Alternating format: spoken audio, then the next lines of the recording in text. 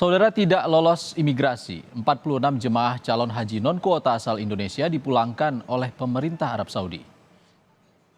Jemaah calon haji itu dipulangkan karena masuk Arab Saudi bukan dengan visa haji resmi Arab Saudi untuk Indonesia. Menurut Dirjen Penyelenggaraan Haji dan Umrah, Hilman Latif, travel yang memberangkatkan 46 jemaah calon haji tersebut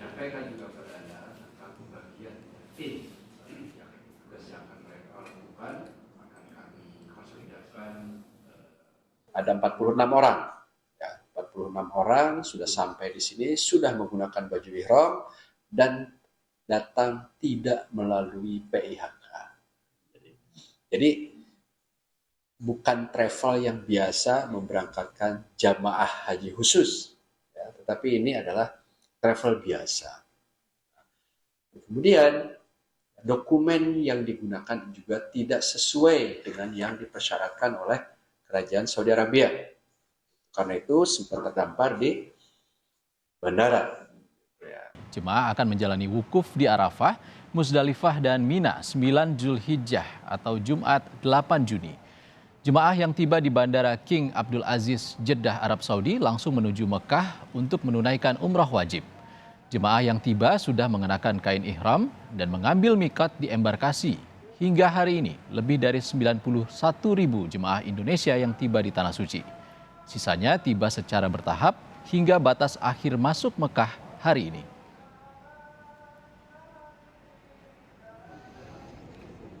Sementara tidak lolos imigrasi, 46 jemaah calon haji non-kuota asal Indonesia dipulangkan oleh pemerintah Arab Saudi. Jemaah calon haji itu dipulangkan karena masuk Arab Saudi bukan dengan visa haji resmi Arab Saudi untuk Indonesia.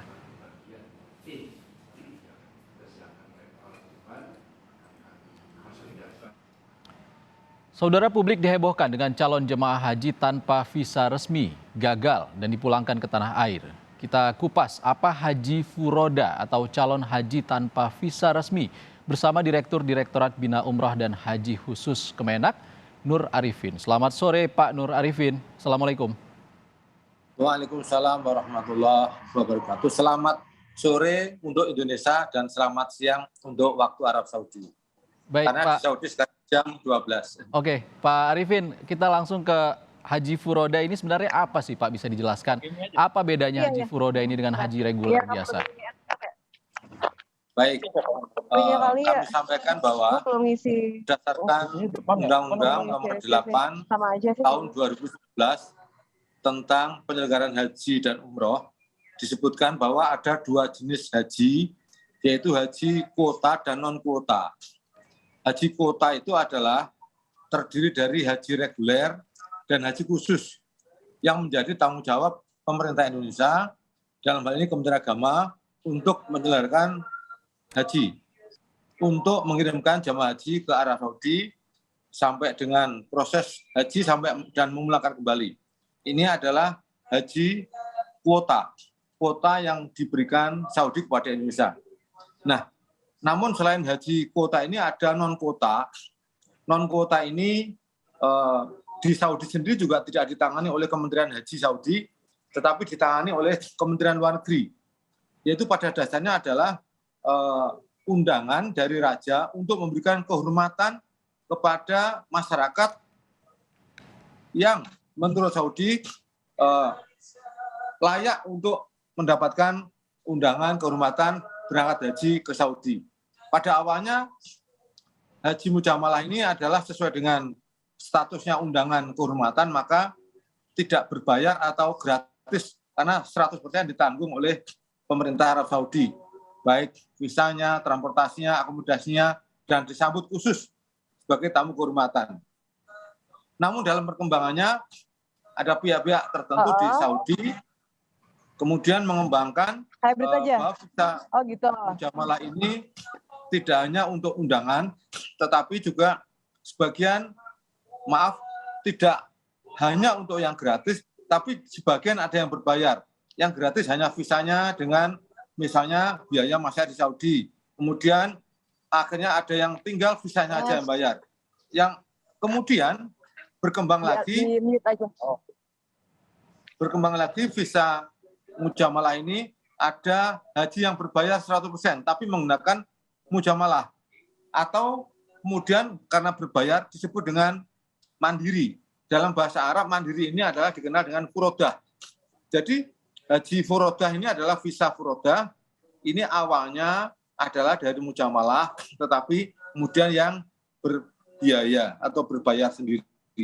Nah, saat ini lagi sedang ada pengetatan di Saudi karena ada indikasi penyalahgunaan visa mujamalah yang sebenarnya adalah usaha kehormatan yang tidak berbayar, tapi kemudian ya. Pak Arifin, lalu kenapa bisa sampai berangkat? Contohnya 46 jemaah calon haji yang dipulangkan dari Arab Saudi ini.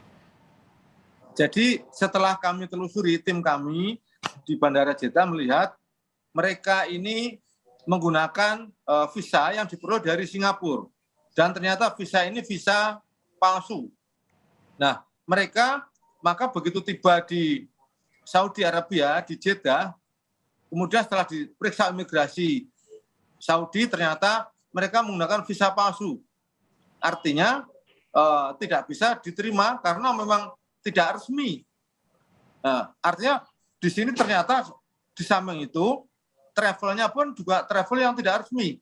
Karena menurut Undang-Undang Nomor 8 Tahun 2019 yang berhak memberangkatkan jamaah haji, mujamalah atau haji khusus ini adalah PIHK, penyelenggara ibadah haji khusus. Dan travel ini ternyata tidak memiliki izin sebagai PIHK. Terima kasih. Artinya ini tidak legal ya Pak Arifin ya, apa yang dilakukan oleh 46 calon jemaah calon haji ini. Sanksi bagi penyelenggaranya seperti apa dari Kementerian Agama, Pak Arifin?